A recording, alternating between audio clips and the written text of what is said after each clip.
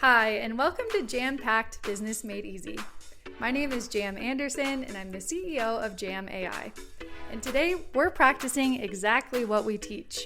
You're about to listen to a podcast that's truly automated with our AI hosts, who are now our new friends. We also would like to invite you to listen to our podcasts that come out every Friday, where Flora is interviewing entrepreneurs just like you. We're exploring authentic challenges and discovering practical solutions together. Speaking of community, if you're looking for a community, you can find us on the School platform. Just search for the #1 community for entrepreneurs. All right, let's dive in. Welcome back to the Deep Dive. So today we're doing something a little different. Yeah, this is a unique one. It is. We're not looking at a finished product this time. Instead, we're diving deep into the actual strategic blueprint. The core IP. Exactly. We're looking at the complete creative compass for a new business show called Jam-Packed Business Made Easy with AI. Tiny wins for the new year. And this is a phenomenal stack of sources because it outlines the entire philosophy. The target audience is, really specific. Right. It's not for growth hackers or venture capitalists. No, not at all. It's for small business professionals, caregivers who are also multitasking, creatives, consultants, basically people who are already carrying a really heavy cognitive and emotional load. And that leads right to the key insight, the thing that drives this whole strategic design. Mm-hmm.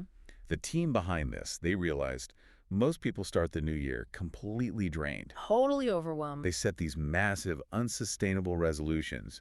And when they fail, which, let's be honest, they often do, they just feel shame. And self-blame. It's a destructive cycle. And this entire series is engineered from top to bottom as an antidote to that exact cycle. It really is. The mission statement is, well, it's a radical rejection of the norm. How so? They just refuse the typical New Year overwhelm. They actively shut down that whole do more, be more, grind more energy. Okay. The strategy is twofold. First, simplify AI for the everyday entrepreneur. And second, and this is the big one, keep the business owner human first. Human first. Yeah. So prioritizing well-being over, what, arbitrary metrics? Well, exactly. Well-being over output. So if you're an entrepreneur or maybe a creative trying to figure out how to build something that doesn't burn you out, this deep dive is, well, it's your shortcut. It's the framework. Right. We're going to unpack this blueprint into 3 connected areas. First, the core anti-resolution mindset. Then the human-first ethos for using AI. And finally, the simple, repeatable structure that makes all this knowledge feel accessible and, I think, crucially calming.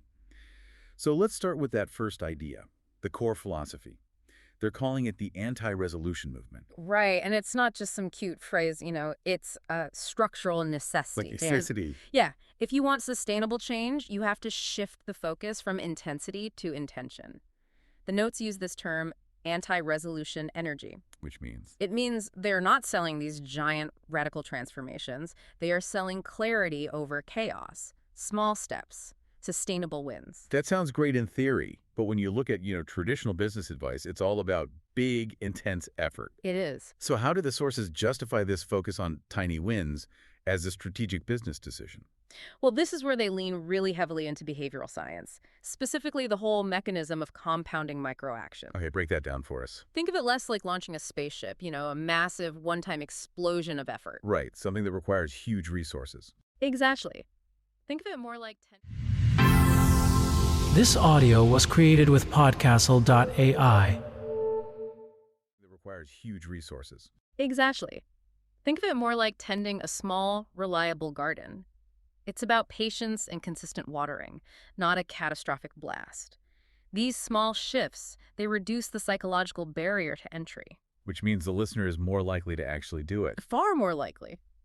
They integrate the advice, and importantly, they come back for more.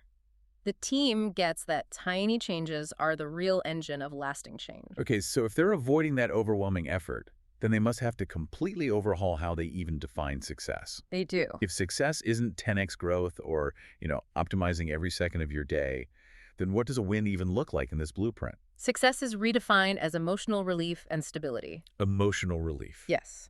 It's a conscious choice to prioritize your internal state over any external pressure. The values are key here: grace, Simplicity, sustainability, intuition, and margin. And by margin, you don't just mean profit margin. No, not at all. It's intellectual breathing room, it's energy margin. But I have to ask, isn't defining success as emotional relief just a softer way of avoiding measurable goals? How do they justify that to their audience from a business perspective? The justification is all about long-term loyalty and audience retention. Okay. If a person feels better, they trust the source. So the strategic choice is to reduce the pressure that's usually associated with learning something new. And they made a hard choice about what not to include. A very hard choice. No hustle culture, no shame-based marketing, no urgency tactics, none of that big resolution or else goal setting. By making the content, what was the phrase? Nervous system friendly. Right. By doing that, they build an authentic community on trust, which is a way more sustainable business model than just relying on urgency spikes. Exact. And that supportive, reflective tone, it's clearly inspired by real community discussions, too. The sources mentioned they actually sought out anti-resolution focus groups. Yeah, and they analyzed celebratory posts about mini wins. This isn't theoretical stuff. It's grounded in what people actually need to feel better about their progress. It shows they're listening to a market that is just tired of being yelled at by gurus. Yes. They're creating thoughtful breakdowns of building communities that sustain you, not high-pressure environments that drain you. So, okay, if the anti-resolution philosophy creates emotional stability, you still need a practical tool to create the time stability. Right. And that's where their very strict human-first AI ethos comes in.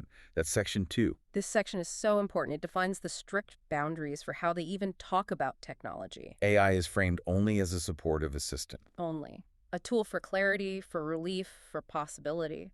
And crucially, the sources explicitly ban any language that casts AI as a grind machine.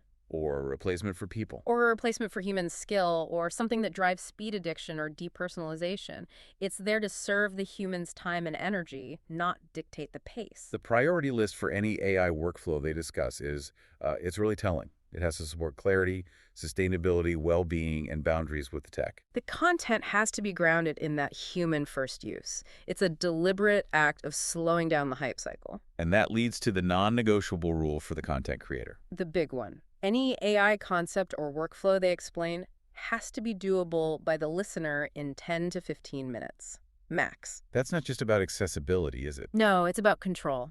If the task is quick, the human retains that feeling of being in charge. It prevents that overwhelmed feeling that AI is too big or too fast to handle. I think the audience needs a concrete example here. Give us one.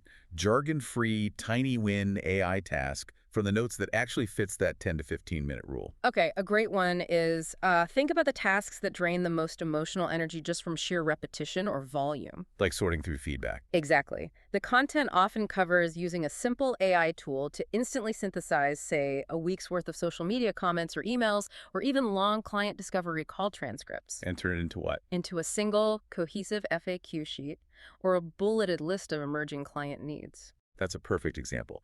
A task like that would take a human hours of just monotonous reading and compiling. Hours. But an AI tool can handle the synthesis part so quickly, and that's where the strategy connects back to the overall goal. Right. The story isn't framed around saving time to do more marketing. It's about saving time to breathe easier. It reduces friction, reclaims time. Restores confidence. It helps people step back from the grind. They make sure the language is never technical or hype-driven. It's always about creating that intellectual margin, not just maximizing output. With that strategic focus on ease and accessibility, it brings us right to section 3, the repeatable structure. Yes. This is the simple blueprint they use to deliver maximum value without overwhelming the audience, even with a topic as complex as AI. And having a defined, predictable structure is absolutely crucial for an audience that's seeking clarity over chaos. How so? Well, if the format is reliable, the mental energy you spend just processing how the information is delivered drops to zero. Which means... This audio was created with podcastle.ai. Just processing how the information is delivered drops to zero. Which means all your energy can go toward the actual content? 100%. And that builds trust incredibly fast. The design lays out this very precise 5-part rhythm for every single episode. It's engineered to be warm, honest, practical, and just consistently calming. So let's break down those parts. Part 1 is the concise opening. It anchors the tone and promises a small lightning shift. But the real psychological work, that starts in part 2, the tiny win story.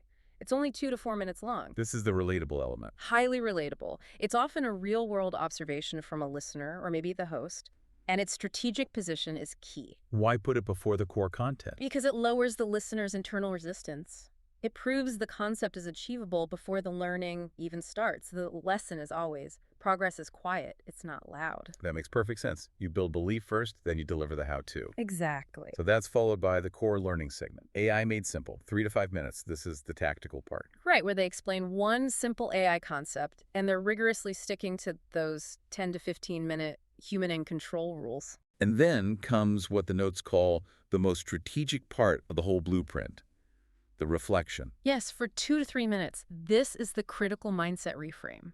It actively works to reduce pressure. The notes describe this section as feeling like a deep breath. Or like a friend putting a hand on your shoulder. Exactly. It's explicitly not a coach yelling at you. So it's the moment of permission, isn't it? To acknowledge you don't have to be perfect, just intentional. It is. It's the decompression chamber. It prevents the listener from taking that simple AI workflow they just learned and immediately adding it to some guilt-ridden checklist. But it's about gentle integration. Yes.